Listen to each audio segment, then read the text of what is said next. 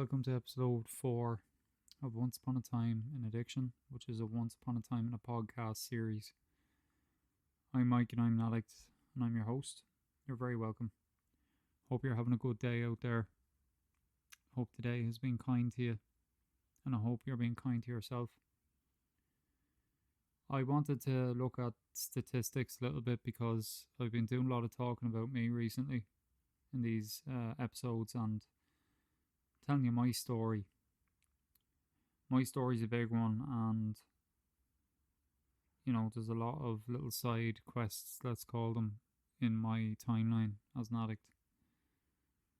And you could talk for a year about it, with all the little bits and pieces that happened over time. But I talk to other people on a daily basis. I'm a barber. That's my job. That's my day job. I've been in and out of barbering for over 20 years. And I've met a lot of people in that time. I've met a lot of people that have no addictions or don't come from that world. And I've met a lot of people that do. A lot of people that had a bad start. Or a lot of people that may have had something happen to them in that time that caused them to stray down the path of addiction, be it drug use, alcohol, gambling, whatever. And it got me thinking a little bit about the statistics behind this. It's 2026. I was interested to see just how far things have fallen with regards to drug use. And what I found was frightening, to say the least. Ireland is in trouble. The UK is in trouble. The whole world is in trouble, realistically. Drugs are just getting out of hand. So what I wanted to do in this episode was I wanted to give you some of the facts. So, according to a government website, when it comes to drug addiction, 8.7% of people aged 16 to 59 in England and Wales used any drug in the last 12 months. And that was the year ending March 2025, equating to 2.9 million people. So that's 2.9 million people using drugs in England and Wales alone. Any kind of drug. Cannabis is the most commonly used drug in that part of the world. 6.8% of adults 16 to 59 used it in the past year. 16 years old. It's funny how it's starting from 16. I know a lot of people that started younger, including myself. 16 years old, you're just a kid, like. That's all you are. You're a kid.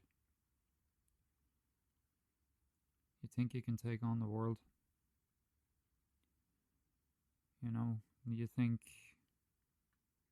you're like Teflon. Nothing sticks to you. But that's where it begins. It begins from that age. Or younger, unfortunately. Now, a scary statistic in England. I'll stay with England and Wales just for now. Over 5,500 drug poisoning deaths were registered in 2024, the highest since records began in 1993. So that's 5,500 drug poisoning deaths. And over 3,500 of those were specifically from drug misuse, controlled substances, or drug dependence. Opiates and opioids, such as your heroin, such as your codeine addictions, prescriptions. Well, they were involved in 2,621 drug poisoning deaths, the most frequent substance. Synthetic opioids, nitazines, I think they're called, I'm probably pronouncing that wrong, caused 195 deaths in 2024, nearly 4 times higher than 2023. and 6.7% of people aged 16 to 64 showed signs of drug dependence, and that's out of a population. There are over 135,000 adults that went into treatment for substance misuse. So that's pretty big numbers. Now, I know that England and Wales is a pretty big patch of land, and you might look at that and you might go, right, but there's a big population there. One person is too many to fall into that trap. One person. Because I've heard people say in the past, and I've heard comments online referring to drug addicts in a way that strips them of their humanity. Scummy druggies and junkies and all that. This is terminology we use, and even as addicts, we use that on ourselves. I was a junkie myself, or I was this and I was that. But I've also seen comments saying, let them kill themselves, they're a waste of space. That's one less druggie on the streets. And what people don't see what I see. I sit in a room with people recovering from addiction. I see the people that they were meant to be. Whether that person who they're meant to be has fully emerged, or they're just getting there. I see the soul inside that person, the person that has values that mean something, values that make them a contribution to society, a good contribution, the contribution to society that they were always meant to be. And if that person just managed to die or kill themselves from drug use, to the people that say it's one less druggie on the streets, what it actually is it's a loss to humanity. It's a loss of that person with those good values. It's a loss of a person with so much to offer, so much yet to offer. A person with children, a brother, a sister, a mother, a father, an uncle, a grandparent. Why on earth would it be better if they weren't here? What, because they take a substance that makes you uncomfortable? Trust me, that person is suffering more than the suffering you get from having to look at them. Trust me.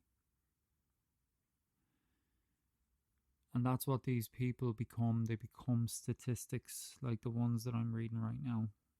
But I can tell you now, as an addict, as a recovering addict, I am more than a statistic. And I will be more than a statistic. Because for people that don't escape addiction, the only statistic that they become is one in a prison, in a medical record, or in a death record. That's the statistic that they become, and I refuse to become that. In 50 years from now, if a family member, a great-grandchild, whatever it may be, wants to look for me, I want to be a statistic that's worth reading about my achievements, about the things that I've managed to do. And every single one of those people that I am reading out to you now in those numbers have the ability to impact this world in a better way. And that, my friends, is what changes this from me reading out numbers to me reading out people. And that's what makes this so sad. It's not just numbers on a page. These are human beings. And touching on alcohol, and I'll breeze over it There was nearly 10,500 alcohol-related deaths in the UK in 2023, and that's coming from The Guardian. Over 7,500 alcohol-specific deaths wholly due to alcohol in 2024, and 16.6% of adults in England drink to hazardous levels. And out of that, 1.2% show probable alcohol dependence. And I can guarantee you that these numbers are higher. I guarantee these numbers are higher. Because these statistics are based on a survey. The thousands and thousands of people that slip under the net in these surveys. So this is probably an estimate on the lower end. 81.1% of Irish adults aged 18 drank alcohol in the last 12 months, and 40.6% drank weekly.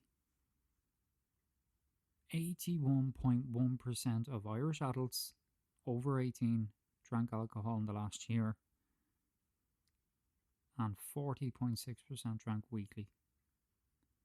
So drinking weekly is nearly half the population of a country. Now, Ireland has always had a romance with alcohol. You look at old films of Ireland and all the lads are in the pub and the wives are at home and the lads are drinking porter and stout and a whiskey and having the best of crack, and somebody has a banjo in the corner and they're giving it the balla bang bang the bang balla bang bang bang, and everybody's clapping hands and the Boweron's on the go and the whole lot. And it's this romanticized version of something that didn't really exist. Half of those men were broke. Half of those men were spending their wages on alcohol and not bringing a penny home to their wives. A percentage of those men were getting so drunk that they were lying in the street an hour later. Half of these men were getting so drunk that they were going home and taking it out on their wife and children. But when we look back in Ireland, we don't look at that. We don't look at the destruction that alcoholism causes. All we see are the lads in the bar. And realistically, it hasn't changed all that much. Alcohol in Ireland is an acceptable pastime. People in Ireland drink to get drunk. They don't drink for the social aspect. And look, I'm not tarring everybody with the one brush. I'm sure there are many people that go out and have a drink because they enjoy it and they want a bit of crack. But the vast majority drink to get drunk, because I was that person. I was that young person who went out and drank to absolutely obliterate every brain cell in my head. Alcohol is the most prevalent dependency. 49% of those with personal addiction will experience. 49% of those with addiction will experience an alcohol addiction. From 2019 to 2020, according to Priory Group Online, 608,411 adults in England were with estimated alcohol dependency. Gambling, another addiction, another bad one. Another bad one in England, another bad one here, another bad one all around the world. 138,000 people in the UK are problem gamblers. 1,914 people were treated at NHS gambling clinics.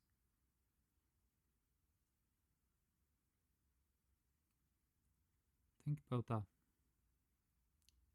Gambling clinics. 130% rise in referrals. In Northern Ireland, between 2024 and 25, 3,889 clients presented for substance misuse treatment, and 38% of them were alcohol only, 33% were drugs only, and 28% were both. And that's a statistic coming from the Brief NI. And here's a even stranger statistic. Out of that, 67% of those were male. So that old classic of the man in the bar is still very much alive and well.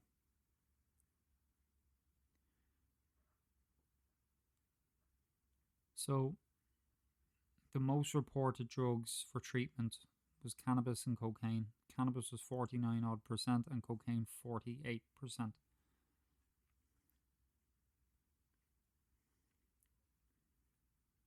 And that's the thing. Cannabis dependency. How on earth people think that cannabis, weed, whatever you want to call it, is not addictive is beyond me. There's this idea has been put out there. It's recreational, helps me relax, helps me sleep. I'm grand on that. I can drive on that. I work better on that. The fact that you need it to help you to do something is a dependency. That's what it is. It's a dependency. You are only fooling yourself. Oh, but it's a gateway. It's not a gateway drug. Yes, it is. It is a drug. It is a mood and mind altering substance. That's what it is. And if you need that to function, you have a dependency. If you have a leg injury and you are on medication to help you with the pain and to help you move and get on with your day, you might say you have a dependency on that particular medication to help you live. The word dependency is not a guilty or bad word. But when it comes to drugs like cannabis and coke, yes, it is. Here's a scary one for you. Drug-related mortality rates increased. Now, this is going back a few years. Between 2010 and 2019, it increased by 149%. Those drug-related mortality rates.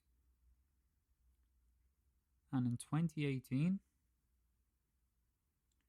drug-related deaths tripled from 53 in 2008 to 161 in 2018.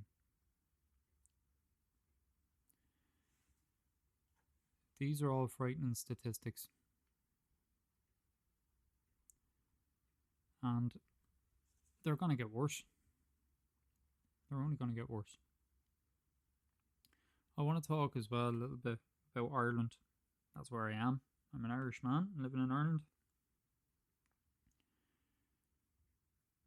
I want to give you a few facts. And here's a very, very scary one that 70% of people aged 15 plus in Ireland said they drank alcohol in the past 12 months. And 21% drank multiple times a week. 15 years old.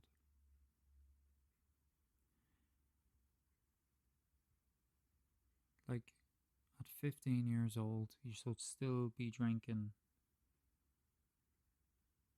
Coca-Cola and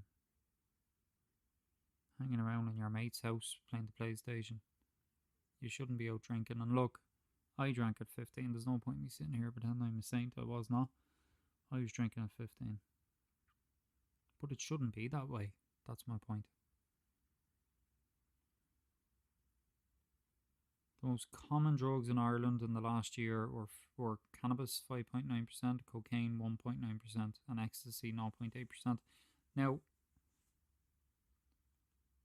that in itself, and that's coming from drugs and alcohol online, I don't believe that, because I believe it's much, much more.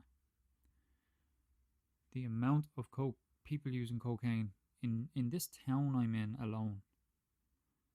I was in a pub a few years ago, and I was having some good recovery at that time. I was with a friend of mine, and I went in to use the toilet, and I was literally in there less than a minute, and some fella asked me if I wanted a bump out of the bag he had. I see memes online with everybody, glamorizing drug use on the bag this weekend. Cocaine use is absolutely everywhere. absolutely everywhere now. It's become just like drinking. People sell it on Snapchat and everything, you know. What is it? They're putting up slogans on Snapchat now. Like the best white for tonight, the best brown in the town, all this mad stuff. Um, Years ago when I was out there, you wouldn't have dreamt of doing that. It was such cloak and dagger stuff, but it's just frightening now how open people are about it.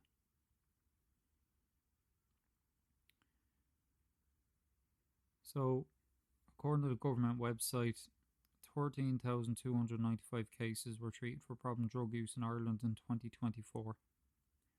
And in 2025, Ireland had over 15,000 cases presented for treatment for problem drug use, up 16% on 2024. Alcohol remains the biggest drug problem by far in the country, according to Alcohol Ireland. And in a national Irish survey, 21% of respondents reported lifetime illegal drug use, showing that drug exposure is common even though regular use is lower. And with opioid problems, Ireland estimates nearly 19,500 problematic opioid users aged 15 to 64 in 2022. Again, mad figures. I would say that opioid figure is probably much higher as well, if I'm completely honest. So there's a few facts for you folks. Frightening, and those facts will probably only increase as time goes by. I was thinking earlier on, I remember I used to live in an apartment down in Tralee, County Kerry, where I spent my teenage years. And at that time, and I'll tell you the reason why I'm linking this in, because talking about that scummy druggie or the junkie, that's where my addiction left me. It stripped me of every value I had, all the values I grew up with, all the good things that my parents tried to instill in me about treating other people, holding the door open for people, giving somebody your seat on the bus. I did all that even as a young person because it was just in me. I always said thank you. I always said please. I made sure I did. I apologized when I needed to apologize, but my drug use took all of that from me. It stripped every value I had away. Those values, I thought they were gone. I thought they left me. I was just a shell. And I remember living in this apartment, and people talk about it, just another druggie. He's better off gone, better off the streets. One less piece of vermin in society to worry about. These are all the things that people say. And in a way, I was no good to society at that point. I had nothing to contribute. I had nothing to offer. My drug use was all I had to offer, and the consequences of that drug use and how that affected other people, that's all I had to offer. It was a very negative thing.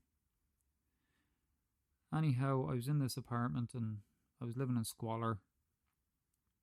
I hadn't a penny to my name on this particular day. And I remember looking out the window. It was dark. It was the evening time, and I think my stomach was sick from probably a come down. I needed to use, and I had a very, very heavy dependency on ecstasy at this point. I would have took upwards of 13, 14, 15 ecstasy tablets. I used to buy them in a roll, and I used to take every single one of them. And I remember having no money, and I seen a woman walking past outside down on the street. She had a handbag, and I remember getting this thought into my head going, there's money in that handbag, and if you were to take that handbag, you would have your drugs, And this thought is something that I can promise you now wouldn't even enter my head. No matter how bad I was or how hard up I was outside of drug use, I would never, ever have a thought process like that. I have a mother, I have sisters. I care deeply about them and I care about their welfare. And if I had seen somebody doing it to somebody on the street, taking a bag, I'd actually chase them down. Um, I hate injustice. I hate seeing it. I hate seeing people hurt by other people. But I considered it with this particular person, maybe not to do it to them, but to do it to somebody, not thinking about the lifelong impact that would have on them and how that would affect them. And I didn't do it. I didn't do it. I don't know what happened. I don't know. Maybe somebody contacted me and they had drugs, or somebody I knew had money and we were able to get the drugs. I never did it, but it's always stayed with me that thought process crossed my mind, and I can tell you that's what addiction did to me, because it nearly made me a statistic on with a criminal record. You know, it stripped me of every value, and I have my values back today, and I'm getting them back, and I can tell you now, in a million years, if I lived here 100 lifetimes, 1,000 lifetimes, that is not something I would ever do to anyone. But my drug use nearly brought me to that. And that woman would have been a statistic too, of somebody who got robbed. And that's where it leads us. That is where it leads us. So don't become another statistic, please. You're worth far more than that, because I can tell you now, I've got my life back. The real me is back again. That person that my addiction, my drug use had completely suffocated, all those values are coming back to me today. And I am going to contribute to society. I have something to offer. And so do you. So do you. This goes beyond addiction. This is mental health stuff. You have so much to offer. You do not want to be a statistic of suicide. You don't want that. If you're listening to me right now and you feel like you are worthless and you have nothing to offer, or you feel that people feel that way about you, you are wrong. You are wrong. I want you to look in the mirror, and I want you, in your mind, to picture you as a kid, as a child. I want you to look at them. Look at their values. Look at how they see the world. Look at their innocence. There's no badness. And that child is you. You're just a bigger version of it. And you're just a bigger version that's been weighed down by the world, who's made some bad choices or have had some bad things happen to you. But that kid is still in there. So grab it. Grab him by the hand. Grab her by the hand. Take them with you today. Give them a big hug. And every time you feel like calling yourself worthless, I want you to look at that child and say, would I say this to this child? Would I ever say this to this child? I guarantee you wouldn't. And that child is you, so why are you saying it to yourself? And every time you feel like saying that, I want you to think of yourself as a kid. Picture them and try and say it to them, because I guarantee you can't. Be kinder to yourself, please.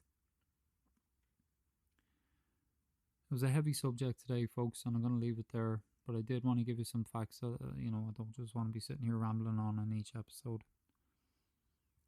These are important facts. I have some good news. On our next episode, we have our first guest. Our first guest is a gentleman called Willie. He has been in recovery for a long, long time from alcoholism, and I'm absolutely honoured to have him allow me to interview him. So please do stay tuned for the next one. If you haven't already, subscribe to me on YouTube or whatever platform you're streaming on. Hit me a like, hit me a share, spread the word, leave me a review, find me on Facebook. I'm all over the place at the minute, so have a look and feel free to get in touch with me. If you want to send me an email, details are available. Find me on Facebook, Once Upon a Time in a Podcast. Shoot me an email. Shoot me your own story. And if you're happy for me to read it out, I'll read it out for you. So until then, folks, just remember, you're not a bad person. You're just an addict. Be kind to yourself. Be good to yourself. And I'll see you the next time.